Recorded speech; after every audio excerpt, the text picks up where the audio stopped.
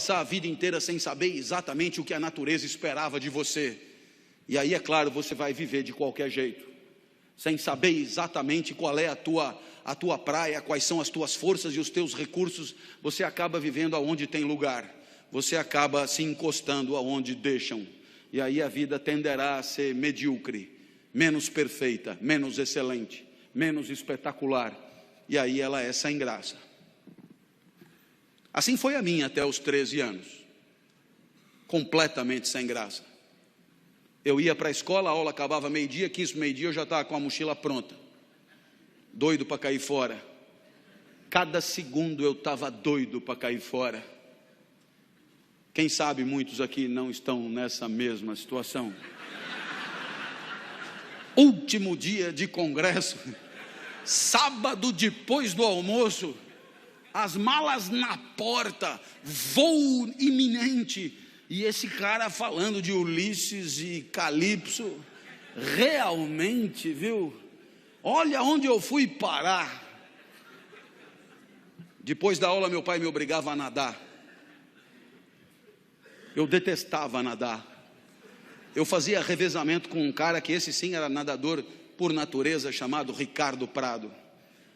Esse era bom de bola.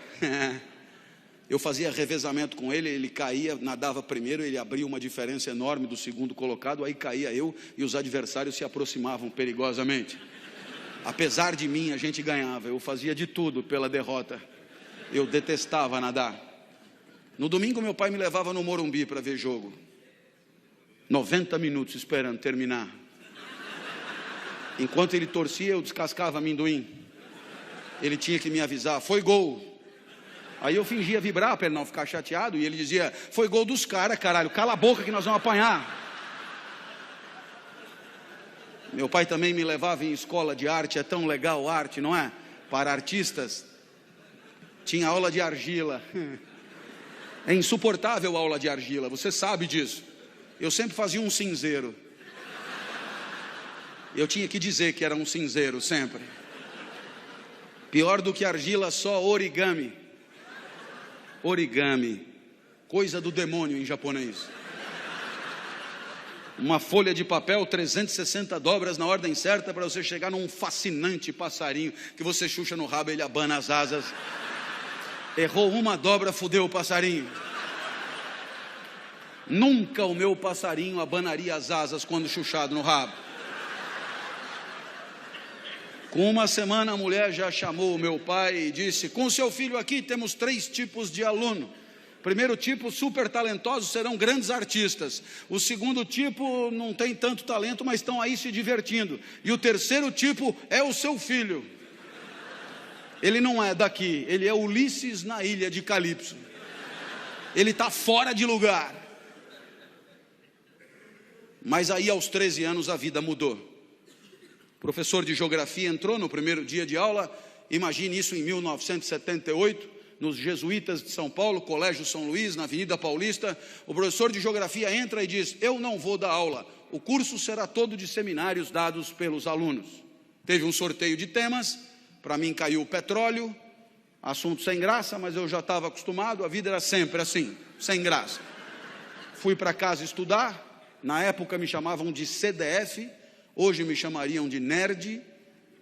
Eu tirava 10 em tudo, mas não vibrava com nada. No meio do semestre chegou a minha vez. Subi num palquinho da classe, olhei para a classe e estava apinhado de gente. Imagina um lugar apinhado de gente. Colegas de outras classes vieram assistir. Os professores deixaram que viessem e vieram junto. Eu tinha fama de doido, isso ajudava a atrair as pessoas. Eu era muito esquisito quando eu era criança.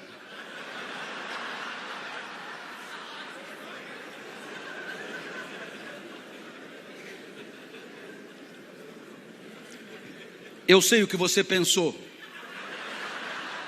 mas eu era muito mais esquisito quando eu era criança. Eu sei que pela primeira vez, quando eu olhei todo mundo ali, eu me senti bem, foi legal estar onde eu estava. Pela primeira vez eu me senti Ulisses em Ítaca. Pela primeira vez eu estava no lugar certo. Aristóteles do lado comemorava. Pela primeira vez aquele lugar era adequado para mim, como a várzea é adequada para o arroz e o deserto ao cactus. Pela primeira vez daquele lugar eu não queria ter saído nunca. Para ter certeza que ia demorar o máximo de tempo possível, eu não começava. E olhava para todos em silêncio, os colegas se cutucavam. Esse cara é mais doido do que eu imaginava. O professor me ameaçou: comece, eu vou lhe dar 0. Eu tive que começar, cheio de entusiasmo, falei tudo o que eu sabia sobre o petróleo. Mas eu falei rápido demais. Quando eu acabei, faltavam 50 minutos ainda. Um colega disse: professor, deixa ele continuar falando, é tão legal o jeito que ele fala. E o professor disse: ele que fale, a aula é dele. Nossa, que dilema, que dilema. Eu não queria sair dali, mas não sabia mais porra nenhuma para falar. Então eu decidi inventar sobre o petróleo. Quando eu decidi inventar, eu lembrei do meu pai. O meu pai sempre foi a pessoa mais importante da minha vida. Foi o meu pai que me criou. E o meu pai, ele nunca estudou. Mas ele dizia coisas que depois eu encontrei na filosofia mais sofisticada. Você certamente já ouviu falar de um pensador do século XIX chamado Nietzsche, que escreveu uma obra complicadíssima intitulada Assim Falava Zaratustra. Pois muito bem, nessa obra tem uma fala que meu pai dizia praticamente com as mesmas palavras. Olha só a comparação. O filósofo dizia: demore o tempo que for para perceber o que você quer da vida. E o meu pai dizia: não tenha pressa na hora de viver. Aí o filósofo dizia: percebendo o que quer da vida, não recue ante nenhum pretexto. E o meu pai dizia: para trás nem para pegar impulso. O filósofo dizia: não recue, porque não falta no mundo quem queira te dissuadir. E o meu pai dizia: não recua, porque o mundo está cheio de gente querendo te fuder. E o meu pai ainda sempre acrescentava com carinho para mim: seu bosta.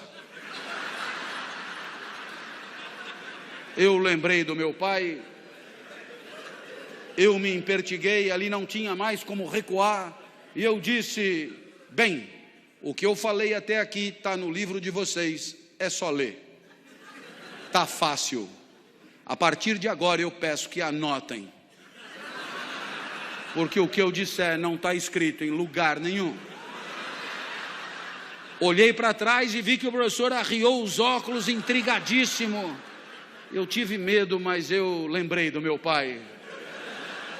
Seu bosta. Ali não tinha mais volta. E eu comecei: não adianta nada ter petróleo no seu território se o petróleo não presta. Tem petróleo bom, mas tem petróleo ruim. Tem petróleo que não energiza nada. O petróleo não tem a mesma qualidade pelo mundo afora. Da onde eu tirei isso? Não me pergunte. Mas dando palestra na Petrobras, eles me garantiram: a intuição é perfeita, tinha petróleo que não presta mesmo, tem petróleo que não energiza nada, eu já sabia aos 13 anos. Então eu me levantei mais e disse: todo mundo sabe que o melhor petróleo do mundo é o petróleo da Romênia. Começaram a anotar. Eu achei fascinante que anotassem. Então eu expliquei: do norte da Romênia, claro, região da Moldávia. A Moldávia não existe. Eu tirei das aventuras de Tintim. Eu olhei para trás e vi que o professor balançava incrédulo. Ele não devia entender nada daquilo. Eu não sei nem onde fica a Moldávia. Esse cara não pode estar zoando com a minha cara. Eu vi que era hora de quebrar ele no meio, aproveitar a fragilidade dele. Perguntei: o senhor sabia disso? Ele olhou apavorado e disse: não, não sabia. Eu falei: então anota para aprender alguma coisa.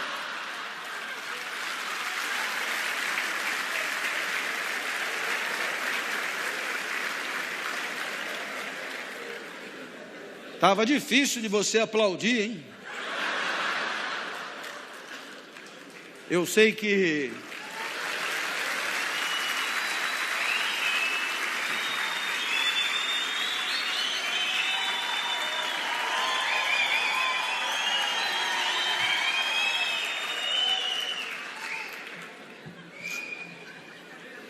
Vamos fazer desse evento um evento inesquecível. Eu vou fazer o melhor que eu puder aqui. Pode vir comigo? Eu sei que eu continuei falando o que me vinha na cabeça, porque eu não precisava lembrar de mais nada. Falei de petróleo na Ilha do Bananal, em Fernando de Noronha, em Madagascar. Um colega disse, dá para repetir? Eu falei, eu mandei você anotar, cara. Não lembrava de mais porra nenhuma que eu tinha dito. Terminou o seminário, vieram os aplausos frenéticos, e um outro colega falou, professor, deixa ele dar todos os seminários. O professor falou, mas ele só estudou sobre o petróleo. Eu falei, quem falou?